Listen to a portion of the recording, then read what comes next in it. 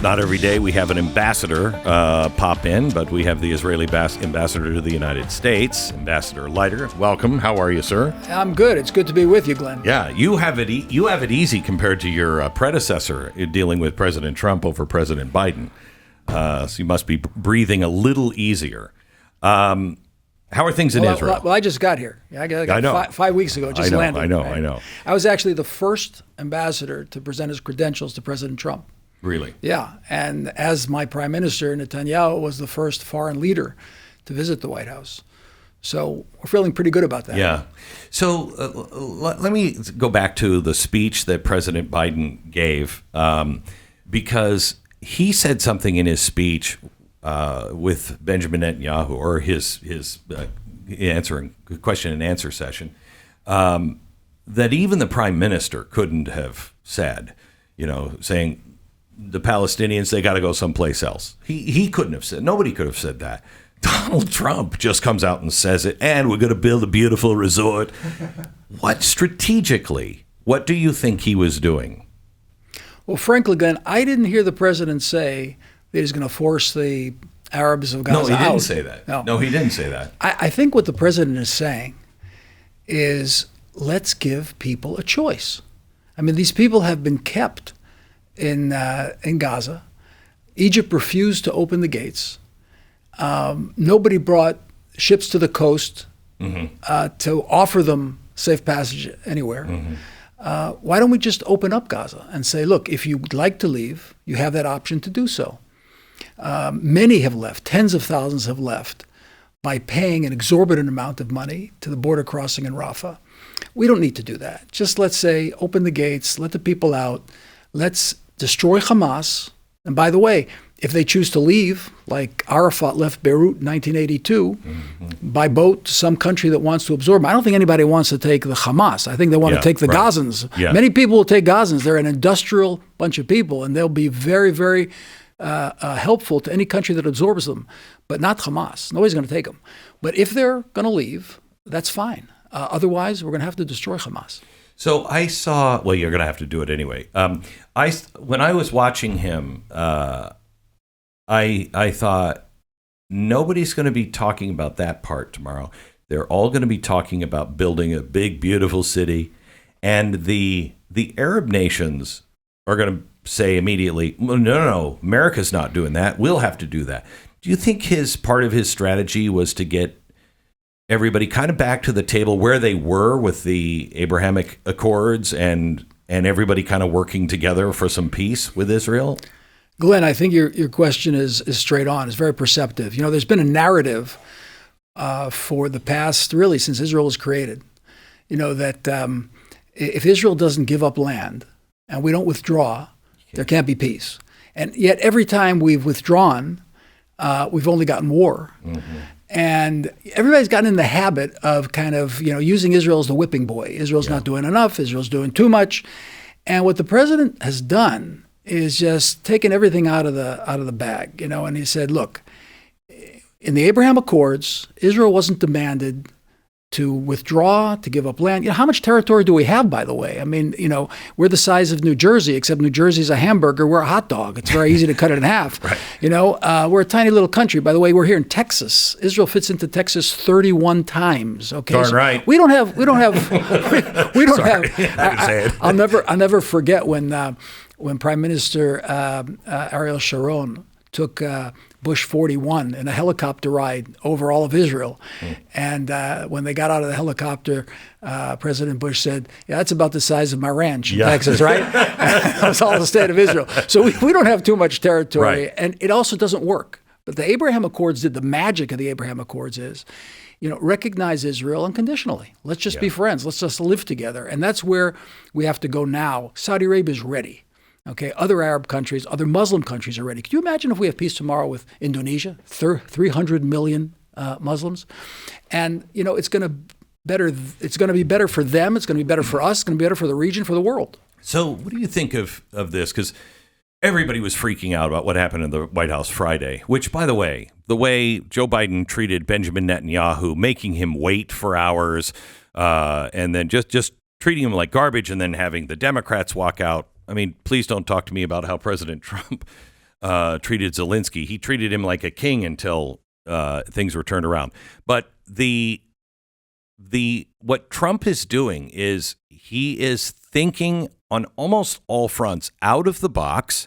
He's breaking all of the calcium that's on all of our thinking. He's just breaking that all off, and thinking in new ways, and talking about peace in a different way. That if you'd get out of yourself or your old think, you would see there's a real chance this works. But he's realigning everything. He's realigning everything. For a while now, the world has been in search of a new international paradigm. International relations works on the basis of a paradigm.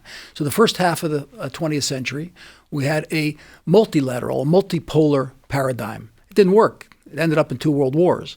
The second half of the 20th century, we had a bipolar world. It was a Cold War. It was on the brink of nuclear warfare and extinction. Then we had a unipolar moment and a unipolar world, but which the United States is stepping back from because we don't want to lead everywhere in the world and take responsibility for the globe anymore. So the world is in need of a new global paradigm, and I believe President Trump is establishing that global paradigm. And it may not have a very simple name like multipolar, bipolar, unipolar. It may be Trumpian polar, I don't know, but it's going to be less polar. In other words, if it's not mutually assured destruction, but mutually assured construction. Mutually assured construction, right? Yeah. Everybody can benefit from this approach to foreign relations. We certainly want to be part of that. I think we're the best ally the United States has. We've never asked you for boots on the ground, okay? We fight the enemies, the common enemies that we have, particularly Iran. Yeah, kind of scary. J.D. Vance, our vice president, said when he was speaking about a year ago, he said, the Islamic country that you should be worried about with nuclear missiles will someday soon maybe be the UK. I mean, I'm not going to ask you to comment on that, but, Europe, I think you guys could maybe show them the history of Israel. Europe is appeasing an awful lot of stuff right now, and the people are starting to feel like we're losing our country and our place, and it's becoming very Sharia law in some places. Yeah, well, you bring up a fascinating point, and I'm going to say something very undiplomatic, even though I'm in the world of diplomacy. This all boils down to the fact that of the 36 countries in the developed world, the OECD, there's only one country in the world with replacement fertility. We're having kids in Israel. Wow. We're preparing the next generation. One country of the developed nations that have replacement fertility. That's the state of Israel. That's 3 generations after a Holocaust. Talk about miracles. Yeah. So, the West has to believe in itself again. And part of believing in itself and being happy with its existence and believing in the ideals that created the Judeo-Christian culture needs to be to celebrate a revival. Right. And I don't think we did, and I don't think Joe Biden believed in that. And based on their reaction to J.D. Vance over in Germany, I'm not sure that Europe actually believes in itself. Jason Buttrill is with us. He's our chief researcher, watches over foreign affairs as well. You have something for the ambassador before he has to leave? Yeah, Ambassador, I was in Israel for the October 7th anniversary, and the flood of emotions throughout the entire country. I can't imagine what the country. I just can't. What everyone's going through. How do you balance getting hostages back versus releasing, tons more Hamas hostages? How do you even balance that? And can you put someone like me at ease that just wants all these Hamas terrorists dead? Like, what's going to happen to them once they go out? Are they just going to reestablish back in Gaza? Are they going to go somewhere else and still threaten Israel? I mean, how do you get hostages back but still deal with the Hamas terrorists that are still getting out there? Like you, Jason, I want my mind to be at ease. It's been a very traumatic year for me personally. I lost my oldest son, who led the forces into Gaza and was killed the second week of the war when he entered a Hamas booby trap together with his command team. He had spent 15 years in special ops, and he went to med school, and he was supposed to start his rounds in the hospital on October 8th.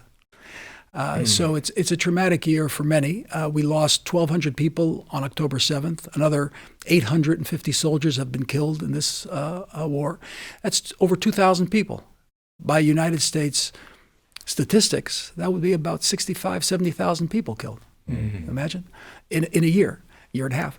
So we also had tens of thousands of people removed from their homes, living in temporary quarters because of the missiles fired from Hezbollah, from the Houthis, in the Gaza envelope. It's been a traumatic year, but I can tell you this. The people of Israel are resilient. Our soldiers are very brave and courageous. And the fight goes on. I can't guarantee you that we're going to release all the hostages, but we're going to do our damnedest to do so and get them out alive.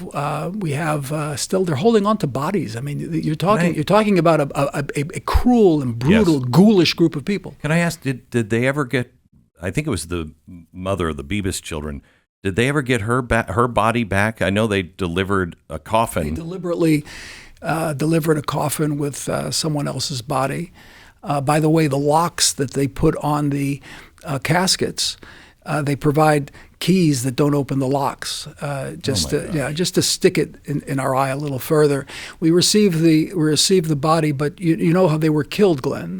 They were murdered by strangulation, and then a effacement of the bodies in order to be able to try. And this was verified by autopsies.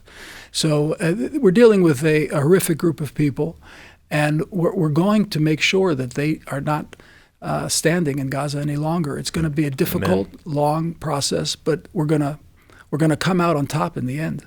You will, because you're not ashamed of who you are, nor should you be, nor should we. And we support you. Thank you. We thank you. Thank you. Just let me conclude with this one sentence. Yeah. My son taught his soldiers when they go into battle. He said, always remember where you are, where your friends are, and where the enemy is. And I learned from my son that we always have to wake up in the morning and say, who am I? Who are my friends? And who is my enemy? And don't confuse those three categories. Thank you very much. Thank you.